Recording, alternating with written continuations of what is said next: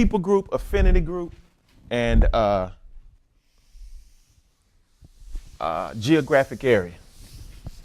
When we started our church, I'm gonna start with geographic area. When we started our church, God showed me a geographic area. I didn't want to go to the geographic area because I felt like the geographic area was low socioeconomic. If everybody in the geographic area joined my church and they gave 10% of their income, I still wouldn't have enough money to sustain the church. I know that. I did the numbers. Don't make dollars, don't make sense. It didn't work. It didn't do that. But God kept telling me, look. We still on the same page with fair need, real need? Yeah. At the very bottom, there's a blank that talks about the distinct community and geographic. Oh, it's in that order. Let's talk about. I'm gonna go from the bottom up. That says a neighborhood of geographic information. So at the bottom, a geographic area.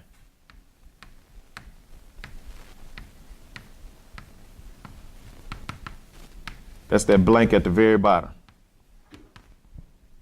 Some churches, when you start or when you relaunch or when you make up your mind that we're going to do something a little different, you identify a geographic area that you're going to serve. People kept telling me, move it here or move it there. God didn't tell me that. God told us this is the geographic area that we need to be in. A geographic area is a neighborhood or geographic combination. In other words, a series of neighborhoods with a certain proximity of the local church. I know from about 3.5 miles this way, maybe a mile this way, and maybe 1.5 miles that way. That's our box. If anybody know anything about Little Rock, y'all been to Little Rock? Anything about Little Rock? They're right in the middle of town. It's 630, I-630.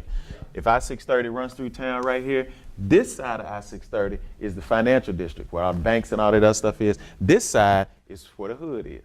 So that's where we are. So there's a street right here called Woodrow. That's our western border.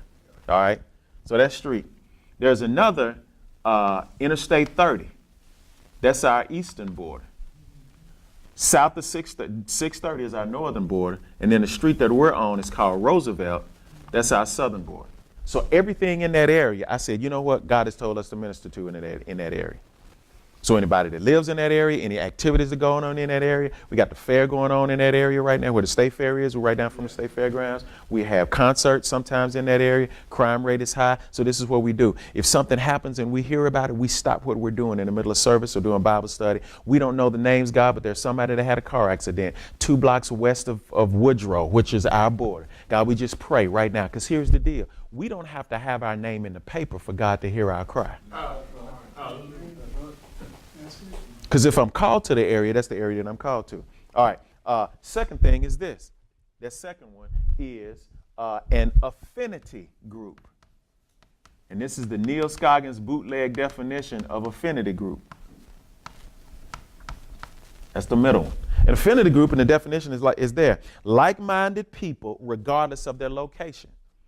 You got people that like live music, people that like barbecue, people that like soccer moms. They use an example, soccer moms, like live music, blue collar workers. Here is where we are. Unemployed, underemployed, or difficult to employ. That's an affinity group because all those people got something in common. Remember that unified body? That's a community. That's an affinity group, regardless of their location. So if I'm there to serve that affinity group, I don't worry about their address. I look at their condition. But here's the deal. I got to be called by God to minister to that group, which means God is going to give me the resources that I need in order to minister to that group. And I can't let nobody else tell me, well, you need to have one of these. Does it minister to that group? If you don't minister to that group, then God, that ain't what we need to do. Are y'all feeling? But you got to be true to that. Last thing is this, is good old fashioned people group.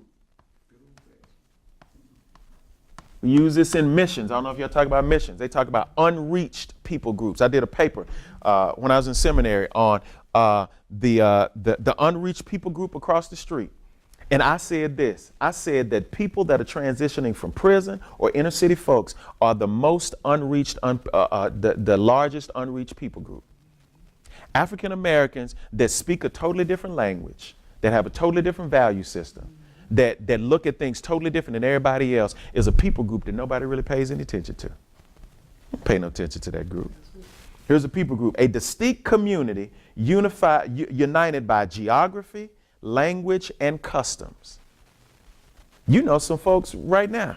There's a group of people that you can walk around Forest City and find them, and they'll always be gathered. They may be gathered outside of Phillips 66. They got the pants sagging, the music booming, and they going in buying Black and Miles or some paper. Let me talk to you because you know what I'm saying. You feel what I'm saying? Yeah, you know what I'm saying.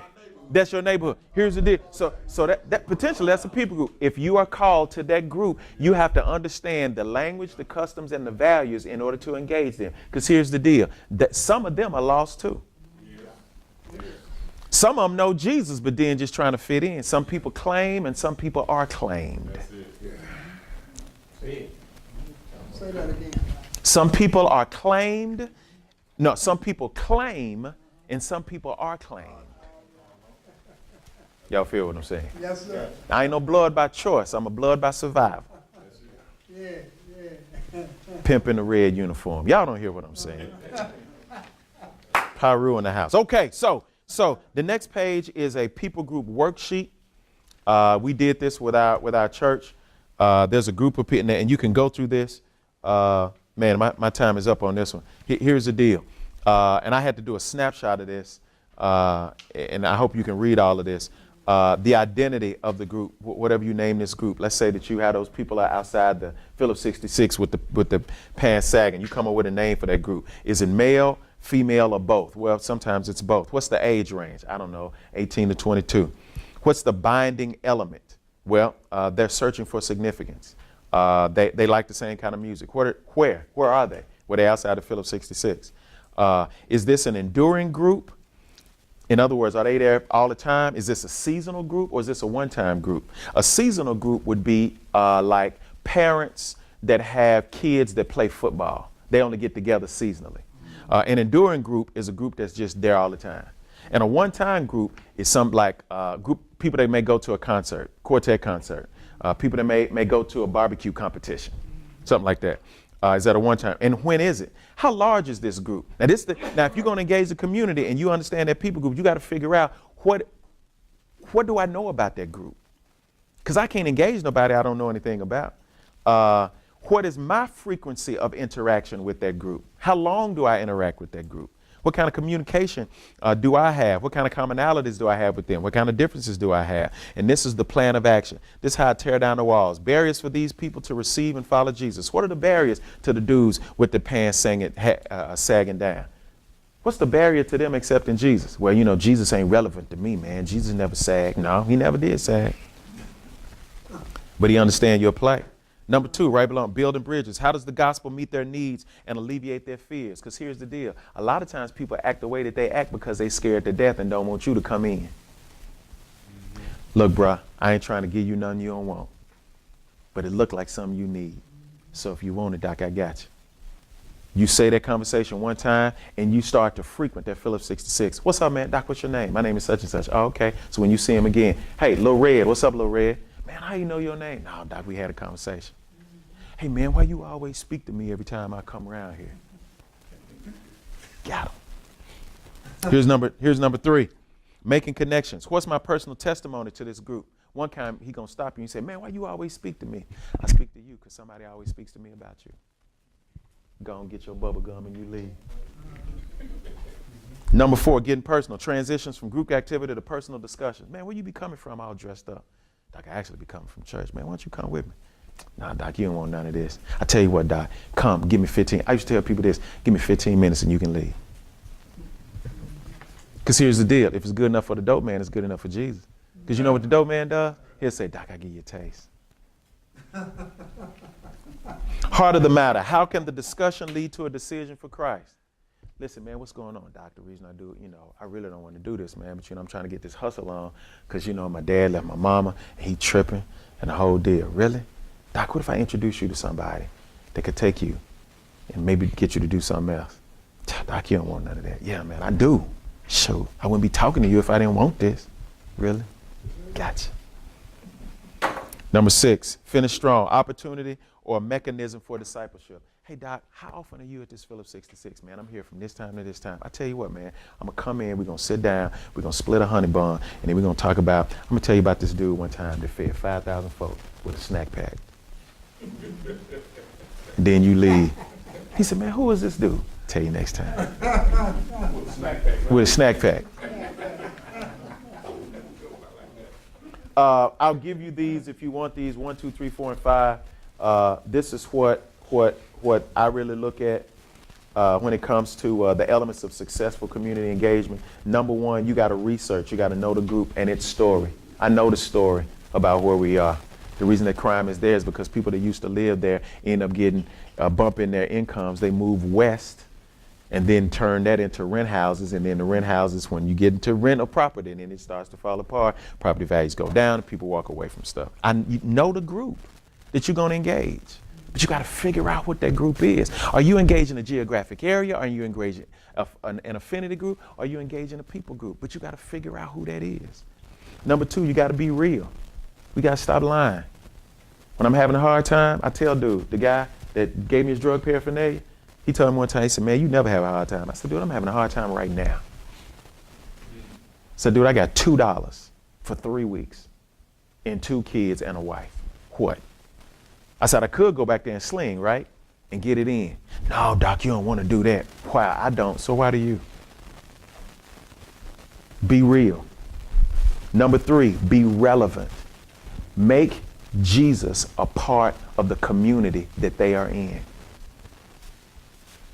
Allow Jesus to talk that same language. If you're talking to a senior saint, you're talking to that saint, they're like, well, you know, Jesus never really understand what I was going through. Yes, he did. A lot of folk didn't understand what he was saying either. He's trying to give them good stuff. Don't you know, you tell your grandkids, don't do this, sit down, try this. You tell your daughter this and she's still doing crazy stuff. She on husband number 4. She wouldn't be on husband number 4 if she would have listened to you on husband number 1. I know. Jesus did the same thing.